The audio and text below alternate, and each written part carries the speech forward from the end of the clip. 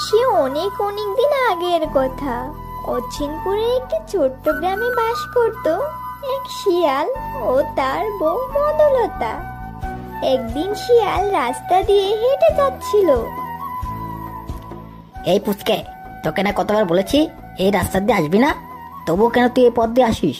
আজকে তোর মুখ দেখেছি, তার মানে আজকে সারাদিনটা আমার খারাপ যাবে। এখন থেকে আর তুই এই রাস্তা দিয়ে আসবি না, বুঝেছিস? অপয়া কোথাকার। গ্রামের মানুষের এইসব কথা শুনে শিয়াল মন খারাপ করে ওখান থেকে চলে আসে। আসলে শিয়ালের কোনো বাচ্চা হতো না, তাই গ্রামের মানুষ তাকে অপয়া বলে গালি দিত। সবসময় তাকে নিয়ে ঠাট্টা বিদ্রুপ করত, এমনকি তাকে গ্রামের ভিতরে রাস্তা দিয়েও যেতে দিত না। এইসব দেখতে দেখতে শিয়ালের আর সহ্য হয় না। একদিন বাড়িতে যেয়ে তার বউকে বলে, বউ, ও বউ, তাড়াতাড়ি বাইরে আসো। কি হয়েছে? এমন করে ডাকছো কেন গো? কি হয়েছে? তোমার জন্য গ্রামের মানুষের নানান কথা শুনতে হচ্ছে আমাকে। তোমাকে কতদিন ধরে বলছি আমাকে একটা বাচ্চা দাও, কিন্তু তুমি তো আমার কোনো কথাই শুনছো না। আচ্ছা, তুমি কি কোনোদিনই আমাকে একটা বাচ্চা দিতে পারবে না?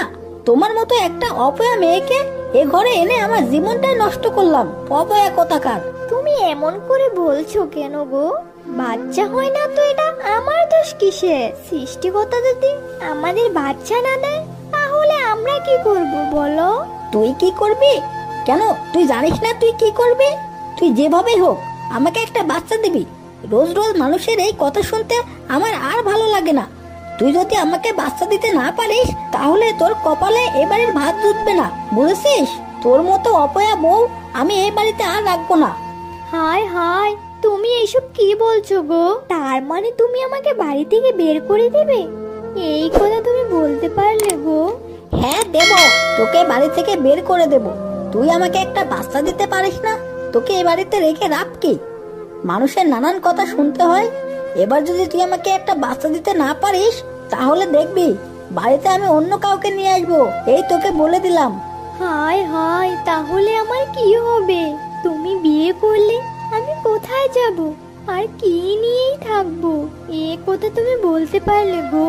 এই সৃষ্টিকর্তা, এই ছিল আমার কপালে। এই দেখার জন্য তুমি আমাকে বাঁচিয়ে রেখেছো। এভাবে চলে যায় অনেক দিন, কিন্তু শিয়ালের বোর তখনও বাচ্চা হয়নি।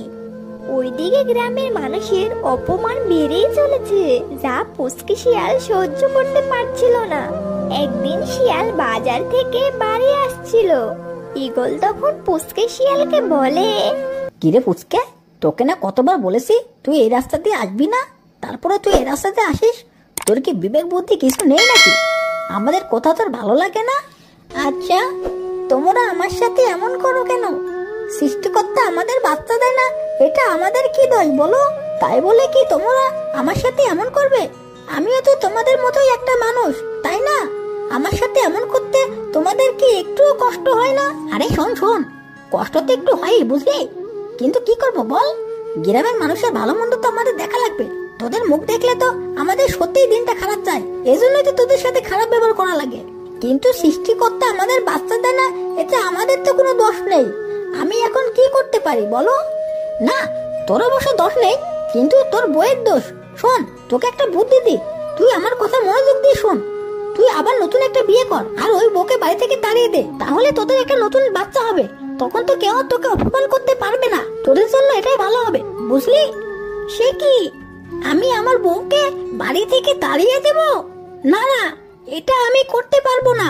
এত বড় অন্যায় আমি ওর সাথে করতে পারবো না। আমি ওকে বাড়ি থেকে তাড়িয়ে দিলে ও কোথায় যাবে বলো তো? তোমরা যাই বলো, নিজের সুখের জন্য আমি ওর সাথে এত বড় অন্যায়টা করতে পারবো না। ওই এতদিন আমার সুখ দুঃখে আমার সাথে থেকেছে, আর বিপদের দিকে ওকে আমি ঠেলে দিব? তা হতে পারে না।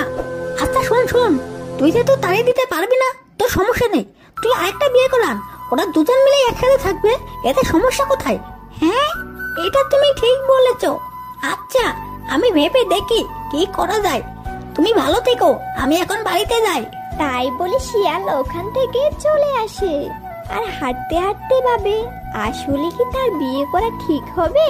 যাই হোক, একটা বাচ্চা আমাদের খুবই প্রয়োজন, আর ওকে তো তাড়িয়ে দিচ্ছি না, ও তো আমাদের বাড়িতেই থাকবে। ফুসকে শিয়াল কিছুদিন ধরে এইসব কথা ভাবতে থাকে।